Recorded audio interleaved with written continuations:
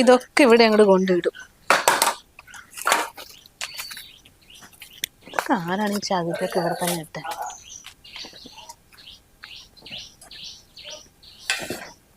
അഞ്ജു, അഞ്ജു. ആ, വനജേച്ചിയോ? ഇതെന്ത് പറ്റി ഈ വഴിക്ക്? എപ്പോഴും ഇങ്ങനെ വരണമെന്ന് വിചാരിക്കുവേ, വരാനൊട്ട് സമയമേ കിട്ടലില്ല. പിന്നെ മോളെ പെണ്ണ് കാണാൻ വരലും ആൾക്കാർ അങ്ങോട്ടും ഇങ്ങോട്ടും ചടങ്ങും കാര്യങ്ങളൊക്കെ ആയിട്ട് ഒരേ തിരക്കായിരുന്നു ഇതുവരെ. ഇപ്പൊ രാജേഷിനൊന്ന് കാണട്ടെന്ന് പറഞ്ഞിട്ട് വന്നതാ. രാജേഷ് ചേട്ടനെയോ? എന്താ ചേച്ചി കാര്യം? അതെനിക്ക് അവനോട് പറയാനുള്ളതാ. ഒന്നുണ്ടെങ്കിൽ അങ്ങ് വിളിക്കുവോ? ഞാൻ വിളിക്കാം. ചേച്ചി എന്തെങ്കിലും കേറിയിരിക്കും. എന്നൊന്ന് വേഗം വിളിക്കും, എനിക്ക് അത്രയ്ക്ക് അർജന്റാ. രാജേഷ് ചേട്ടനെ കുറച്ച് ചകിരി ടെറസിൽ ഉണക്കാനിട്ടുണ്ടായിരുന്നേ, അതൊക്കെ എടുത്തിട്ട് അങ്ങോട്ടേക്ക് താഴേക്ക് ഇടുക. ഞാൻ പറയാം. ചേച്ചി ഇരിക്കേ.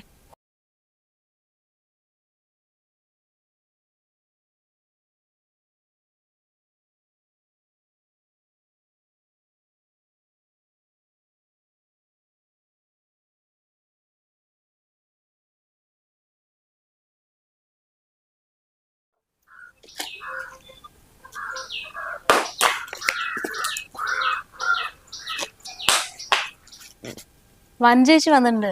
വനജേച്ചിയോ? അവരെന്തിനാ വന്നേ? എന്താ കാര്യം പറയണെന്ന്. ഞാൻ ഇരിക്കാൻ പറഞ്ഞിട്ടുണ്ട്. നിക്ക്, ഞാനിപ്പോ വരാം.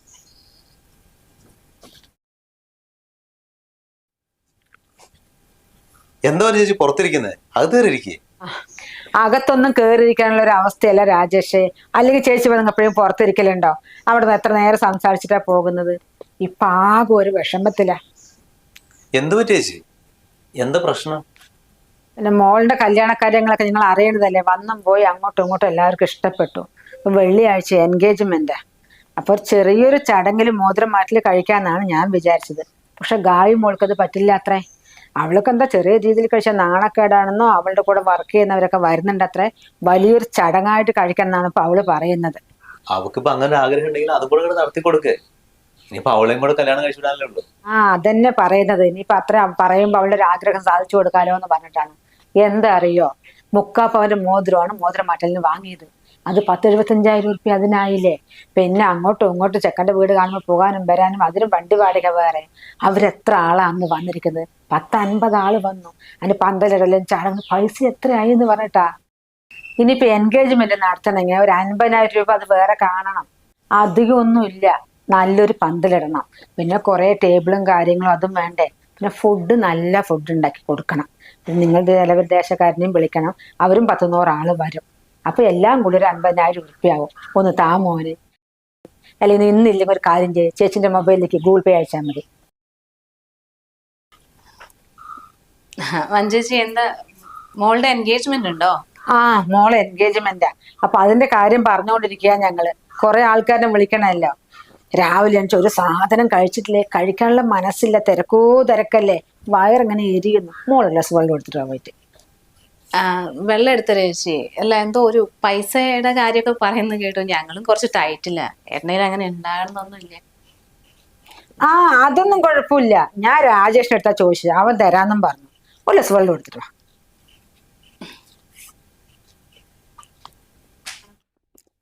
ഇതാണ് ഞാൻ അവളുടെ മുൻപിൽ ചോദിക്കാത്തത്.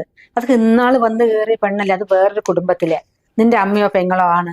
നമ്മളൊക്കെ ഒരു കുടുംബം പോലെ കഴിഞ്ഞതല്ലേ മോനെ. ഇവർക്കൊക്കെ പറഞ്ഞ് മനസ്സിലാക്കി കൊടുക്കണ്ടേ നമ്മളൊക്കെ എങ്ങനെയാണെന്നുള്ളത്. പിന്നെ മോനൊരു കാര്യം ചെയ്യും, ഒന്നെടുത്ത് തന്നെ ഞാൻ പോകാം. ചേച്ചി അവള് പറഞ്ഞ ശരി തന്നെയാണ്. ഇവിടെ പൈസ കുറച്ച് ടൈറ്റ് ഉണ്ട്. ഇനിയിപ്പോ ഞാൻ എങ്ങനെയും പൈസ അറേഞ്ച് ചെയ്ത് തരണമെങ്കിലേ അവളെ സ്വർണം തന്നെ കൊണ്ടുപോയി പണയം വെക്കേണ്ടി വരും. എങ്ങനെയാണെങ്കിലും വേണ്ടില്ല മോനെ, ചേച്ചി പറഞ്ഞ പൈസ എന്നിട്ടാ. എൻ്റെ മോൾ ഇത്ര നേരം കരഞ്ഞു കിടക്കുക. ഞാൻ അവളുടെ അടുത്ത് പറഞ്ഞു ഇന്ന് രാജേഷേട്ടൻ്റെ വീട്ടിൽ പോയിട്ട് വരാന്ന്. അത് കേട്ടപ്പോഴാണ് അവൾ എണിച്ചൊരു അന്നം കഴിച്ചത്. അതും കണ്ടുകൊണ്ടാ മോനെ ഞാൻ ഇങ്ങോട്ട് വന്നത്. അവൾക്കറിയാലോ, രാജേഷ് വരെ സ്വന്തം ആങ്ങളെ പോലെയല്ലേ അവൾ വിചാരിച്ചിരിക്കുന്നത്. നീ ഇപ്പൊ വിചാരിക്കുന്നുണ്ടാവും വനജേച്ചിന്റെ കാതിലും കഴുത്തിലും ഒക്കെ ഉണ്ടല്ലോ, കൊണ്ട് പണയം വെച്ചോടെ എന്നുള്ളത്. പക്ഷെ ഗായി മോള് സമ്മതിക്കുന്നില്ല. അമ്മ അവിടുന്ന് ആൾക്കാരൊക്കെ വരുമ്പോഴേ അമ്മ ഈ ചെയിനും മറ്റു ഗോൾഡ് ഇട്ടുകൊണ്ട് നടന്നു കഴിഞ്ഞാൽ അവരെങ്ങാനും അറിഞ്ഞ നാണക്കേടല്ലേ എന്ന് പറഞ്ഞിട്ടാ. അതുമല്ലേ ഞാൻ ഗോൾഡ് ഇട്ടത് എൻ്റെ മോൾക്ക് ഒട്ടും ഇഷ്ടപ്പെടാത്തൊരു കാര്യം മോനെ. വനജേച്ചി പറയുന്നതൊക്കെ ശരിയാണ്. പക്ഷെ 50,000 രൂപയ്ക്ക് ഇത്രയും പെട്ടെന്ന് എടുത്തരാന്ന് പറഞ്ഞാല് സത്യം പറഞ്ഞാൽ ഞങ്ങളുടെ കയ്യിൽ ഇല്ല പൈസ. അതുകൊണ്ടാ ഞാൻ എവിടുന്നേലും കടം വാങ്ങിയിട്ടൊരു 25,000 രൂപ വരെ മാക്സിമം ഒപ്പിച്ചുതരാം. 25,000 കൊണ്ട് ഒന്നും ആകില്ലല്ലോ മോനെ. ഞാനിപ്പോ എന്താ ചെയ്യാ? ആ കുടുംബശ്രീ കുറി ഉണ്ടായിരുന്നു 10,000-ന്റെ. ചെക്കന്റെ വീട് കാണാകുമ്പോ അതങ്ങ് വിളിച്ചു. ഈ 10-15 ആള് പോയില്ലേ, 2 കാറല്ലേ വന്നിരിക്കുന്നത്. ആ സുദേവനെ വിളിക്കണ്ടായിരുന്നു. എന്റെ മോനെ, ഞാൻ വിചാരിച്ചു നേരെ ചെക്കന്റെ വീട് കാണാൻ പോവാ, നേരെ ഇങ്ങോട്ടേക്ക് തിരിച്ചു തരിക, ഇവിടെ വേണ്ട വല്ല വെള്ളം എന്തെങ്കിലും കൊടുക്കാന്ന്. ഫുള്ള് തീറ്റകളാ. അവിടെ ഇറങ്ങി ഹോട്ടലിൽ കയറി നല്ല പൊറോട്ടയും ബീഫും കഴിച്ചു. എന്തെങ്കിലും പറയാൻ പറ്റുമോ? ഈ 10-15 ആൾ കഴിക്കുന്ന പൈസ എത്ര വേണമെന്നാ പറഞ്ഞിട്ട് വരുമ്പൊക്കെ കയറി സോഡയും സർബത്തൊക്കെ കുടിച്ചു. എന്റെ പൈസ പോയ വഴി അറിഞ്ഞില്ല. ബാക്കി എന്തോ നക്കാപ്പിച്ച കയ്യിലുണ്ടായിരുന്നു. അത് കുറച്ച് ഇവിടെ അന്ന് അവർ വരുമ്പോ ഇവിടെ വെള്ളവും ചായ അതും ഇതൊക്കെ മേടിച്ചു, അതും കഴിഞ്ഞു. ഇനിയിപ്പോ ഞാൻ എന്ത് ചെയ്യും? ആരോടെ ചോദിക്കുക? പോരാ, എന്തോ കിട്ടുന്നില്ല എനിക്ക്. ഒരു 50,000 ഉറുപ്പിക താ മോനെ. ഇപ്പൊ കയ്യിലില്ലെങ്കിലേ ചേച്ചിന്റെ മൊബൈലിലേക്ക് ഗൂഗിൾ പേ അയച്ചാൽ മതി. എന്റെ ചേച്ചി, എന്റെ കയ്യിലിപ്പോ പൈസ ഇല്ല ഇപ്പൊ തന്നെ എടുത്തു തരാൻ. ഞാൻ പറഞ്ഞതേ എവിടുന്നേലും കടമായിട്ട് 25,000 രൂപ ഒപ്പിച്ച് തരാന്നാണ്. ഒരു കാര്യം ചെയ്യാം, ഞാൻ 5,000 രൂപയും കൂടെ കൂട്ടിയിട്ട് മാക്സിമം ഒരു 30,000 രൂപ വരെ എങ്ങനെയെങ്കിലും സംഘടിപ്പിച്ച് തരാൻ നോക്കാം. അയ്യോ, അപ്പൊ നിന്റെ 25,000 ഇപ്പൊ എടുക്കാനില്ല രാജേഷ്? വെറുതെ നീ വഞ്ചേശ്വരം മുഖത്ത് ഗ്രാമലിന്റെ കള്ളത്തരം പറയണ്ട.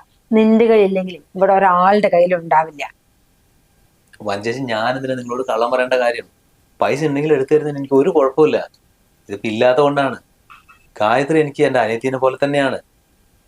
ഞാനൊരു കാര്യം ചെയ്യാം, 25,000-ന്റെ കൂടെ ഒരു 5,000-6,000 കൂട്ടിയിട്ട് എങ്ങനെ ഒരു 10-32,000 രൂപ എവിടെന്നെങ്കിലും അറേഞ്ച് ചെയ്തിട്ട് തരാൻ നോക്കാം. ഇപ്പൊ ചേച്ചി സമാധാനമായിട്ട് വീട്ടിൽ പോ. ഇനിയിപ്പോ എന്താ പറയാ? നിങ്ങളെ പോലുള്ളവർക്ക് ഇങ്ങനെ പറഞ്ഞ ഞങ്ങൾ ആരോടാ ചോദിക്കുക? അന്നൊരു കാര്യം ചെയ്യാല്ലേ, വെപ്പുകാരോടെ പിന്നെ തരാന്ന് പറയാ. കസേരയും കാര്യങ്ങളൊക്കെ രാജേഷ് തരും പറയട്ടെ മോനെ എന്നാ. അയ്യോ ചേച്ചി, നിങ്ങൾ വേണ്ടാത്ത ഓരോന്ന് ഏറ്റിട്ടേ അത് എന്റെ തല്ലിടാൻ നിൽക്കല്ലേ. ലാസ്റ്റ് ഞാൻ അവരെ മുന്നിൽ കള്ളനാവും.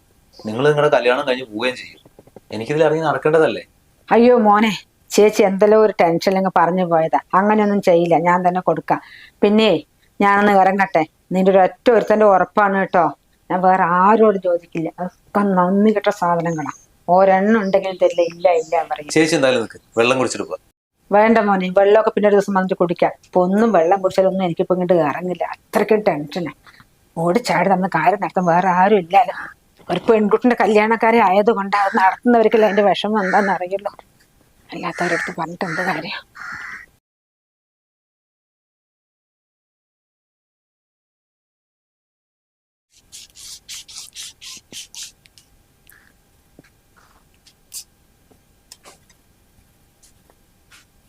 നീ എന്താ വെള്ളം എടുത്തിട്ട് വരാൻ അങ്ങോട്ട് വരാണ്ടിരുന്നത്? ഞാൻ വിചാരിച്ചു നീ ചായ ഉണ്ടാക്കാന്ന്. അല്ല വിളിക്കാണ്ടിരുന്നേ. ഞാൻ മനഃപൂർവ്വം എടുക്കാണ്ട് തന്നെയാ. ഇനിയിപ്പോ ചായയും കൊടുത്ത് സൽക്കരിക്കാം. നിങ്ങൾക്ക് വേറെ ഒരു പണിയില്ല രാജേഷ് ഏട്ടാ. ഈ നാട്ടുകാരെ മുഴുവൻ ഇല്ലാത്ത പൈസ ഉണ്ടാക്കി സഹായിക്കാൻ നടക്കാണ്ട്. ആ, അപ്പൊ നീ എല്ലാം കേട്ടോ? കേട്ടത് കൊണ്ടല്ലേ ഈ പറയുന്നത്. നിങ്ങൾ എന്തിനാ കൊടുക്കാന്ന് പറഞ്ഞ പൈസ? എടാ, ഒരു പെൺകുട്ടീന്റെ കല്യാണത്തിന് വേണ്ടിയിട്ടല്ലേ. അവരുടെ കയ്യിൽ പൈസ ഉണ്ടെങ്കിൽ നമ്മളോടൊന്ന് ചോദിക്കുമോ? ഇങ്ങനത്തെ ഒരു സിറ്റുവേഷനിൽ വന്നിട്ട് നമ്മളോട് പൈസ ചോദിക്കുമ്പോ എങ്ങനെ അവരോട് ഇല്ലാന്ന് പറയാ? അവരെ കയ്യിൽ ഇല്ലാഞ്ഞിട്ടൊന്നും അല്ല. വഞ്ചേഴ്സിന്റെ കയ്യിലൊക്കെ ഇഷ്ടം പോലെ സ്വർണ്ണമുണ്ട്. അവർക്ക് അതെന്തെങ്കിലും ഒന്ന് എടുത്ത് പണയം വെച്ചിട്ട് ആ എൻഗേജ്മെന്റ് അങ്ങ് നടത്തിക്കോട്ടെ. നിങ്ങളുടെ കയ്യിൽ പൈസ ഉണ്ടായിട്ടാണോ കൊടുക്കാന്ന് പറഞ്ഞത്? ഇനിയിപ്പോ എവിടുന്ന് കടം വാങ്ങി കൊടുക്കാനാ? എടാ, ആ കാര്യം അവരെന്നോട് പറഞ്ഞു. അല്ലെങ്കിൽ നീ തന്നെ ഓർത്തു നോക്ക്. സ്വന്തം മോളെ കല്യാണത്തിന് അന്നേ അമ്മ എന്റെ വളയും മാലയും സകല സ്വർണ്ണങ്ങളും പണയം വെച്ചിട്ട് മുക്കുകൊണ്ട് ഇട്ട് കല്യാണ പന്തൽ ഇങ്ങനെ ഇറങ്ങി പോകുന്നത് ആ ചേച്ചിക്ക് നീ എന്ത് വിഷമം ഉണ്ടാവും? പിന്നെ ഞാൻ അവർക്ക് കൊടുക്കാന്ന് പറഞ്ഞ പൈസന്റെ കാര്യമില്ലേ, അതിനെക്കുറിച്ച് ഓർത്തിട്ട് നീ ടെൻഷൻ അടിക്കേണ്ട കാര്യമില്ല. ഞാൻ എവിടുന്നേലും കടം വാങ്ങിയിട്ടോ എങ്ങനെയും അറേഞ്ച് ചെയ്തിട്ട് അവർക്ക് കൊടുത്തോളാം. പക്ഷെ ഈ കാര്യത്തിൽ നീ ഇടപെടാണ്ടിരുന്നാൽ മാത്രം മതി.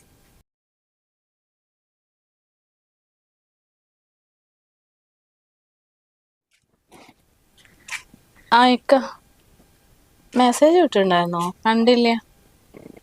ആണ് ഏട്ടൻ തിരിച്ചു വിളിച്ചില്ല? അതെന്തെങ്കിലും തിരക്കിലായതായിരിക്കും. ആ ആ ആയിക്കോട്ടെ ആയിക്കോട്ടെ, ഞാൻ പറയാം. ഇവിടെ ഉണ്ട്. ഇപ്പം തന്നെ വിളിക്കാൻ പറയാം. ഇല്ലല്ല, മറക്കില്ല. ശരി. രാജേഷ് ഏട്ടാ, ഒന്ന് ഇങ്ങോട്ട് വരുമോ? നിന്നോട് ഞാൻ പറഞ്ഞല്ലേ ഇതൊന്നും സ്റ്റെയർ കേസിന് താഴെ കൊണ്ടുവെക്കരുതെന്ന്. ഇതൊക്കെ എവിടെ വെച്ചാ? അതൊക്കെ അവിടെ ഇരിക്കട്ടെ. നിങ്ങളെന്താ അബ്ബാസ്ഖാനെ വിളിക്കാതിരുന്നേ? എന്താ, മൂപ്പര് നിന്നെ വിളിച്ചോ? പിന്നെ വിളിക്കില്ലേ? നിങ്ങൾ ഫോൺ എടുക്കാതിരുന്ന പിന്നെ എന്താ ചെയ്യാ? എത്ര മെസ്സേജ് ആണ് ഇത്ര നിങ്ങളുടെ ഫോണിലേക്ക് സെൻഡ് ചെയ്തിരിക്കുന്നത്?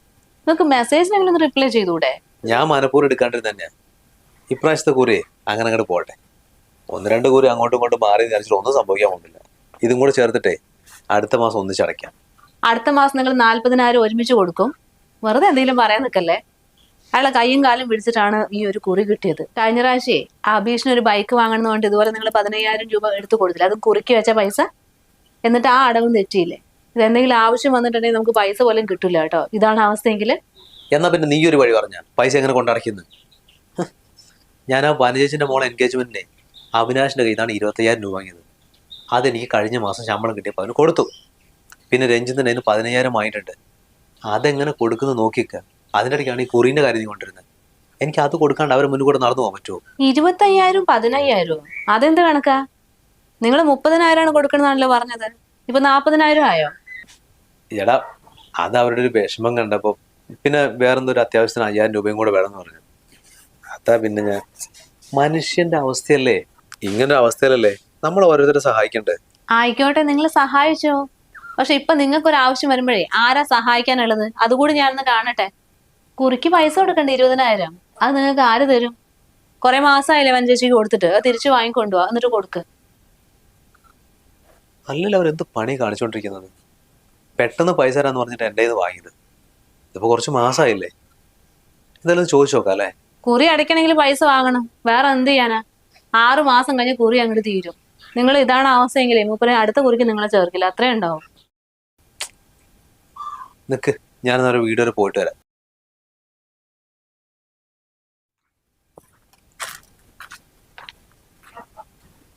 പപ്പായൊന്നും ഇല്ലല്ലേ. ഈ ഓലയൊന്നും വെട്ടിക്കൊണ്ടുപോകാൻ ആരുമില്ല. കൊണ്ടുപോയി കത്തിച്ചൂടെ? അയ്യോ,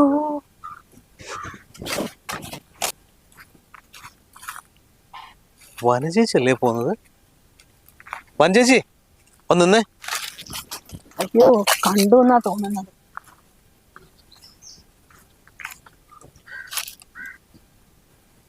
ഇതെന്താ വനജേച്ചി ഇവിടെ നിൽക്കുന്നേ? അത് രാജേഷേ, ഞാൻ ഇതേ പോകുമ്പോഴേ ഒരു പാമ്പ് അങ്ങോട്ട് പോയി. ആ പേടിയിൽ ഞാൻ വേഗം ഇങ്ങോട്ട് ഓടി കയറിയതുകൊണ്ട് രക്ഷപ്പെട്ടു. നല്ല ആളാ. പാമ്പിനെ പിടിച്ചിട്ട് പറമ്പിലാ കയറിയിരിക്കുന്നത്. ചേച്ചി അവിടെയൊക്കെ പാമ്പുള്ള സ്ഥലമാണ്. കഴിഞ്ഞ ദിവസം ഒരു അണലിനെ പിടിച്ചത് അവിടുന്ന്. മാറിക്ക്. അയ്യോ, നീ എന്തൊക്കെയാ പറയുന്നത് രാജേഷേ? അമ്മേ, എന്തൊക്കെയാണ് മനുഷ്യർ സ്വൈര്യമില്ല ഏതിയാ പോയാലും. ഞാൻ നിങ്ങളുടെ വീട്ടിൽ പോയിട്ട് വരിക. അവിടെയാണെങ്കിൽ ആരുമില്ല, വാതിൽ പൂട്ടി കിടക്കുന്നു. വീട്ടിൽ പോയിന്നോ? എന്താ മോനെ, എന്ത് പറ്റി? എന്തെങ്കിലും കാര്യമുണ്ടോ?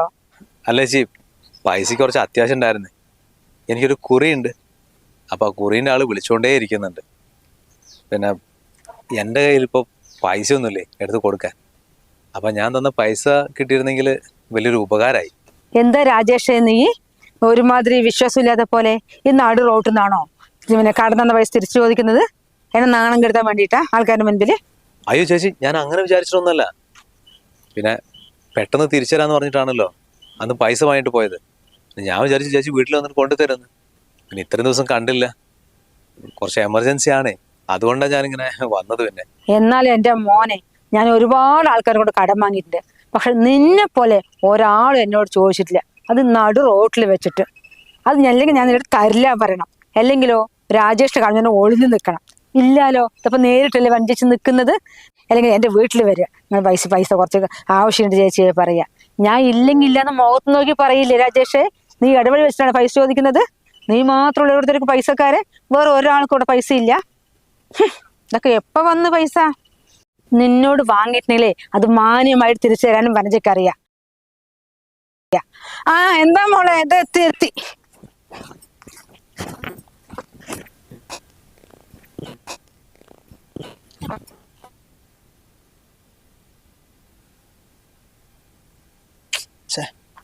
ഇല്ലാത്ത പൈസ കടമായി കൊടുത്തത് ഒരു സഹായമല്ലേ എന്ന് വിചാരിച്ചിട്ട് ഇതിപ്പോ തലവേദനയായി.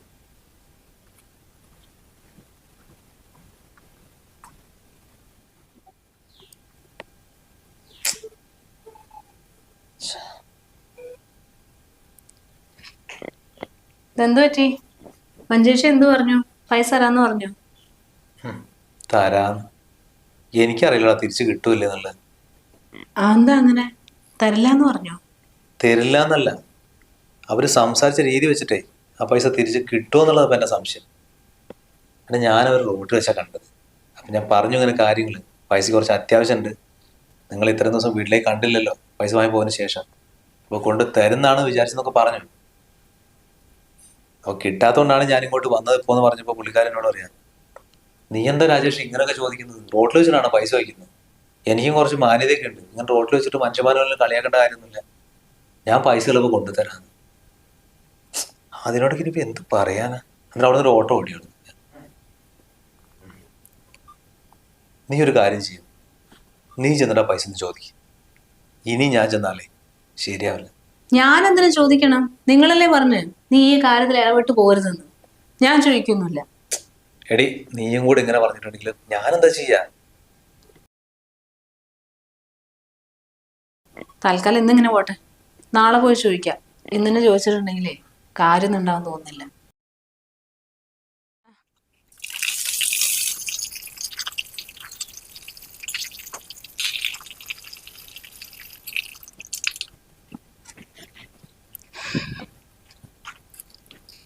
ഈ ചെടിയിലൊരു പൂവേ ഉണ്ടാവില്ല മര്യാദക്ക്.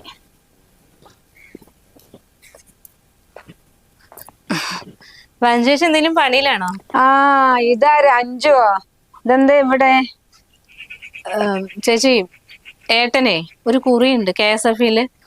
അപ്പൊ അതിന് പൈസ കൊടുക്കാൻ വേണ്ടിയിട്ടാണ് ചേച്ചിനോട് ഇന്നലെ ചോദിക്കാൻ വന്നത്. അപ്പൊ ചേച്ചിന്റെ കയ്യിൽ ഇല്ലാന്ന് പറഞ്ഞു. ഇന്നുണ്ടെങ്കിൽ തന്നേക്ക്, ഞങ്ങൾ കൊണ്ടുപോയിട്ട് കുറിക്ക് പൈസ അടിച്ചോട്ടെ. നീ എന്താ ഈ പറയണത്? ഈ 40,000 രൂപയല്ലേ? അതുകൊണ്ട് ഞാൻ നാടെന്തായാലും വിട്ടു പോകില്ല. നിങ്ങൾ നാടൊന്നും വിട്ടുപോയില്ലെന്ന് അറിയാം, പക്ഷെ ഞങ്ങളുടെ കാര്യങ്ങൾ നടക്കണ്ടേ? ചേച്ചിക്ക് അന്ന് പൈസ വേണമെന്ന് വന്നപ്പോ ഒന്നും നോക്കാണ്ട് തന്നതല്ലേ. അപ്പൊ തിരിച്ചു തരുന്നുള്ളൊരു ബോധം ഉണ്ടാവണ്ടേ മനുഷ്യന്മാരായാലേ? നീ എന്താ എന്റെ മുറ്റത്ത് വന്ന് വലിയ ആളാകാൻ നിൽക്കുന്നത്? ഒരു പെൺകുട്ടിയുടെ കല്യാണത്തിനല്ലേ വാങ്ങിച്ചത്? ഒരു മനസാക്ഷി ഇല്ലാത്ത ആൾക്കാര്. ദൈവമേ, എന്റെ ഗതികേട് കൊണ്ട് ഏത് നേരത്ത് വാങ്ങാൻ തോന്നിയെന്തോ ഇങ്ങനെയുള്ള ആൾക്കാരെടുത്ത് പൈസ. നിങ്ങൾ എന്താ വെച്ചാൽ ഇങ്ങനെയൊക്കെ സംസാരിക്കുന്നത്? ഞങ്ങളുടെ കയ്യിൽ കുറെ പൈസ എടുത്തു വെച്ചിട്ട് അതൊന്നും എടുത്ത് തന്നതല്ല. ഏട്ടൻ്റെ കയ്യിൽ പൈസ ഒന്നും ഇല്ലാണ്ട് കുറെ പേരോട് കടം വാങ്ങിയിട്ട് തന്നതാ. ഇതിപ്പോ ഞങ്ങളുടെ ഒരു ആവശ്യം തിരിച്ചു ചോദിക്കുമ്പോൾ നിങ്ങൾ ഇങ്ങനെയൊക്കെ സംസാരിച്ചാല് ഇങ്ങനെയാണെങ്കിൽ തരില്ലായിരുന്നു. നിന്റെ ഇങ്ങനത്തെ സ്വഭാവം എന്ന് അറിഞ്ഞാണെങ്കിലേ ഞാൻ 1 രൂപ പോലും നിന്റെ വീട്ടിൽ നിന്ന് കടം വാങ്ങില്ലായിരുന്നു. നിന്റെ വീട്ടിലേക്ക് പോലും തിരിഞ്ഞു നോക്കില്ല. മോളെ, കഴിഞ്ഞു. ജീവിതത്തിൽ നിന്റെ അടുത്ത് കടം വാങ്ങിക്കാൻ ഞാൻ വരില്ല. ഇനി വരാത്തത് പോട്ടെ, നിങ്ങൾ വരണ്ട. ഞങ്ങളുടെ കയ്യിൽ കടം തരാൻ ഇല്ലതാണ്. ഇപ്പൊ തന്നതിന് എന്താ ഒരു വഴി? അത് നിങ്ങൾ പറഞ്ഞതാ. പൈസ തരുന്നുണ്ടോ ഇല്ലയോ? അല്ല, നീ എന്തിനാ ഇങ്ങനെ ചൂടാവുന്നത്? നിന്റെ അടുത്ത് ഞാൻ പൈസ വാങ്ങിച്ചിട്ടുണ്ടോ? ഇല്ലല്ലോ. നിന്റെ കിട്ടിയതിനോടല്ലേ വാങ്ങിച്ചത്? അവന്റെ അടുത്ത് ഞാൻ ഇന്നലെ പറഞ്ഞല്ലോ, മോനെ ചേച്ചിയുടെ ഇപ്പൊ തരാനില്ലാന്ന്. ആ കുട്ടി ഒന്നും മിണ്ടാതെ പോയല്ലോ. പിന്നെ നീ വലിയ ഇവിടെ വന്നിട്ട് ആളാകാൻ നിൽക്കുന്നത്? ഈ പെണ്ണു കുടുംബം ഭരിക്കുന്ന കാര്യം ഞാൻ അറിയില്ലായിരുന്നു. നിന്റെ ഭർത്താവിനുള്ള തണ്ടും തടിയൊക്കെ ഉണ്ടല്ലോ. അവനായിരിക്കും കുടുംബത്തിലെ കാര്യങ്ങൾ മുഴുവൻ നോക്കാന്നല്ല ഞാൻ അറിഞ്ഞു. എന്റെ വീട്ടിൽ വന്നിട്ട് നീ ഇങ്ങനെയൊക്കെ സംസാരിക്കണമെങ്കിലേ നിന്റെ ഭർത്താവ് എങ്ങനെയായിരിക്കും നിന്നെ സഹിക്കുക? അഹങ്കാരി. എന്റെ കുടുംബത്തിലെ കാര്യം നിങ്ങൾ അന്വേഷിക്കേണ്ട കാര്യമില്ല. നിങ്ങൾ വലിയ മാന്യതയുള്ള ആളായത് കൊണ്ടാണല്ലോ കടം വാങ്ങിയ പൈസ കൃത്യമായിട്ട് തിരിച്ചു കൊണ്ട് കൊടുത്തത്. ഇപ്പൊ ചോദിക്കുമ്പോ ഇതാണ് അവസ്ഥ. ഇന്നലെ ഏട്ടൻ ചോദിച്ചപ്പോ നിങ്ങൾ ഓടിപ്പോയില്ലേ ഇവിടുന്ന്? അവൻ നിന്നോട് അങ്ങനെയാ പറഞ്ഞത്? എന്തൊക്കെയാ ദൈവമേ, ഞാൻ ചെറിയൊരു പൈസ കടം വാങ്ങിയതിന് കേൾക്കുന്നത്. എന്റെ മോളിൽ നിന്ന് വിളിച്ചിട്ട് ഞാൻ പോയതാ. ദേ, ഒരു കാര്യം പറയാ, നിന്റെ ഒരു ചെറിയൊരു പൈസ തരാനില്ലാതെ ഒളിച്ചോടി പോയതല്ല. ഈ വീട് വിട്ടിട്ടാണ് നിന്റെ കട ഞാൻ തരും. നീ ഇപ്പൊ എന്റെ മുൻപിൽ നിന്ന് പോകാൻ നോക്ക്. ആ ചുറ്റും ആൾക്കാരുണ്ട് കേട്ടോ. ഞങ്ങൾക്ക് മോശം അത്. എത്രയോ 10,000 ലക്ഷക്കണക്കിന് വാങ്ങി വിചാരിക്കും ആൾക്കാർ. ഇതൊരു ചെറിയൊരു നക്കാപ്പിച്ച പൈസയേ ഉള്ളൂ. പൈസ വാങ്ങിയിട്ട് തിരിച്ചു തരുന്നത് നിങ്ങളാണോ? ഈ നാണത്തിന്റെ കാര്യം പറയുന്നത് നിങ്ങൾക്ക് എന്ത് നാണക്കേട്? ഞങ്ങൾക്ക് കുറച്ച് അഭിമാനം ഉള്ളത് കൊണ്ടാണ് ഇത്രയും മാസം ഒന്നും ചോദിക്കാതിരുന്നത്. ഇതേ പെണ്ണെ, നീ എന്റെ മുൻപിൽ നിന്ന് പോകാൻ നോക്കിയോ? ആൾക്ക് 2 ലക്ഷങ്ങൾ വാങ്ങിച്ചിട്ടുണ്ട്. ആകെ ചെറിയ 2,000 രൂപ എന്നോട് പറയിപ്പിക്കണ്ടേ? എന്താ ചെയ്യുന്നതെന്ന് എനിക്ക് അറിയില്ല. ഒഴിക്കപ്പെടെ നിന്റെ മുൻപിൽ നിന്ന്. 2,000 രൂപയോ? 40,000 അല്ലേ നിങ്ങൾ എണ്ണി വാങ്ങിയത്? എന്നിട്ട് നിങ്ങൾക്ക് എവിടെ നിന്ന് 2,000 രൂപ വന്നത്? ഏത് 40,000 രൂപ? എപ്പൊ നിന്നെ കൊണ്ട് 40,000 വാങ്ങി? വല്ല തെളിവുണ്ട് നിന്റെ അടുത്ത്? അതിന് തെളിവ് കൊണ്ടുവാ. അതൊന്ന് തെളിയിച്ചിട്ട് ഇനി വനത്തെ പൈസ തരുള്ളൂ. രണ്ടിലൊന്നും തീരുമാനം. കൊണ്ടുവാ. ആധാരോ പേപ്പർ എന്താ ഞാൻ എഴുതി ഒപ്പിട്ട് വന്നിട്ട് അതുകൊണ്ട് കൊണ്ടുവന്നി. തെളിവോ? എന്ത് തെളിവ്? നിങ്ങളല്ലേ വഞ്ചേച്ചി ഒരു ദിവസം എന്റെ വീട്ടിലേക്ക് വന്നിട്ട് ഏട്ടനോട് പൈസന്റെ കാര്യം പറഞ്ഞത്? നിങ്ങളുടെ മോൾക്ക് എൻഗേജ്മെന്റ് നടത്തണം, അത് നിങ്ങളുടെ കയ്യിൽ പൈസ ഇല്ല, പിന്നെ നിങ്ങളുടെ മോൾ എന്തോ ഏട്ടന്റെ പെങ്ങളെ പോലെയാണെന്നൊക്കെ പറഞ്ഞിട്ടുള്ള സങ്കടവും പറഞ്ഞിട്ട് നിങ്ങൾ വാങ്ങിക്കൊണ്ട് പോയതല്ലേ? എന്നിട്ട് ഇപ്പൊ നിങ്ങൾ തെളിവ് ചോദിക്കുന്നത്? നീ കണ്ടോ അവൻ എന്റെ അടുത്ത് പൈസ തരുന്നത്? അതോ ഞാൻ നിന്റെ മുൻപിൽ വെച്ചിട്ട് അവനോട് കടം ചോദിച്ചോ? ഇല്ലല്ലോ. പിന്നെ എന്താ എന്റെ മുൻപിൽ ചരക്കാൻ നിൽക്കുന്ന? ഇറങ്ങി പോകാൻ നോക്കിക്കോ. നിങ്ങൾ ഇത്രയും ഒരു ഉളുപ്പില്ലാത്ത സ്ത്രീയാണ് ഞാൻ അറിഞ്ഞില്ല വഞ്ചേച്ചി. ഇങ്ങനെ പറ്റിക്കരുത് മനുഷ്യന്മാരെ. നിങ്ങൾക്ക് എന്ത് തെളിവാ വേണ്ട? സ്നേഹത്തിന്റെ പേരിലല്ലേ തന്നത്? എന്ത് സ്നേഹത്തിന്റെ പേരില്? അതും നിന്നോട് സ്നേഹത്തിന്റെ പേരില്. നിന്നോടൊന്നും സംസാരിച്ചിട്ട് കാര്യമില്ല. പക്ഷെ ഞാൻ ആരോടൊപ്പം എന്റെ സത്യം തെളിയിക്കുക? ആ ബാമേ, നീ കൊലവെട്ടം വന്നതാ? ഇങ്ങോട്ടൊന്ന് വാ, കുറച്ചിങ്ങോട്ട് വന്ന് നിൽക്ക്. ഒരു കാര്യം പറയാനുണ്ട്. പിന്നെ ഇവളോട് ഞാൻ 2000 രൂപ കടം വാങ്ങിച്ചു. അത് തിരിച്ചു കൊടുക്കുകയും ചെയ്തു. 2 ദിവസവും തികച്ചു നിർത്തിയില്ല. അപ്പോഴും തിരിച്ചു കൊടുത്തു. ഇവളിപ്പോ എന്താ പറഞ്ഞിട്ട് വന്നറിയോ? 40,000 രൂപ ഞാൻ ഇവളോട് കടം വാങ്ങിച്ചിട്ടുണ്ട് എന്നുള്ളത്. ഒന്ന് ആലോചിച്ച് നോക്ക് ബാമേ, നീ 40,000 ഞാൻ എന്തിനാണോ 40,000 വാങ്ങിക്കുന്നത്? ഇവിടെ വന്ന് 40,000 വേണം ഞാൻ എങ്ങനെ കൊടുക്കും? നീ ഒന്ന് പറയും. ഇവിടെ ആണുങ്ങളൊന്നും ഇല്ല എന്ന് മറ്റുള്ള ഭീഷണിപ്പെടുത്താൻ വരിക? എന്റെ ബാമേച്ചി ഇവര് എന്തൊക്കെയോ പറയുന്ന 40,000 വാങ്ങിയിട്ട് പോയതാണ്. എന്റെ ദൈവമേ, എന്റെ സത്യം ഞാൻ എവിടെ നിന്നാ തെളിക്കുക? ആരോടും ഞാൻ പറയാ? രാജേഷ് ചേട്ടനില്ലേ, ഒരു കാര്യത്തിന് വേണ്ടി എടുത്തു വെച്ച പൈസയാണ് അത് എടുത്തു കൊടുത്തിട്ട് ഇവരിങ്ങനെ സംസാരിക്കുന്നത്. ഇതേ ഇവള് ഇന്നലെ വന്ന് കേറിയതാ. നമ്മളൊക്കെ എത്ര വർഷമായി ഇവിടെ വന്നിട്ട്. എനിക്കറിയാം, നീ അറിയുന്നതിൽ തൊട്ട് ഞാൻ ആരോടെങ്കിലും കടം വാങ്ങിച്ചിട്ടുണ്ടോ? എനിക്ക് പല ആരെങ്കിലും ചോദിക്കാൻ വന്നിട്ടുണ്ടോ? ഇത് നോക്കടോ, വേണം പറഞ്ഞിട്ട് ഭീഷണിപ്പെടുത്തുന്നത്. അഥവാ ഒരുപാട് അവമാനിച്ചിട്ടുണ്ടെങ്കിലേ ഞാൻ കേസ് കൊടുക്കും. ഇനി വേറെ വഴിയൊന്നും എന്റെ മുൻപിൽ ഇല്ല ബാമേ. അത് സഖി കെട്ടിട്ട് പറയാം. 40,000 രൂപ എവിടെ നിന്ന് കൊടുക്കാനാ? അത് എന്തിനു കൊടുക്കണം? കള്ളത്തരം പറയുന്നവർക്ക്. ഇനിയിപ്പോൾ 40,000 രൂപ കൊടുത്തു വെച്ചാൽ 1,00,000 വേണം പറഞ്ഞിട്ട് വാങ്ങി പറഞ്ഞിട്ട് വരില്ലേ? അപ്പൊ ഞാൻ ആരോട് പറയും? കള്ളത്തി. കണ്ടോ സത്യം പറഞ്ഞപ്പോ തനിയെ പോയത്? കണ്ടോ? അതാണ് ഇപ്പൊ മനസ്സിലായില്ലേ? ഇവിടെ വിചാരിച്ച ആരും ഞാൻ ഒറ്റയ്ക്കാണ്, ഞാൻ ആരോടും പറയില്ല എന്നുള്ളത്. ഭീഷണിപ്പെടുത്തി വാങ്ങാന്ന് പറഞ്ഞിട്ട് വന്നതാ. നോക്ക്, തനിയെ പോയ പോക്ക്. നീ കൊല വിട്ടിട്ട് പോയിക്കോ. അല്ല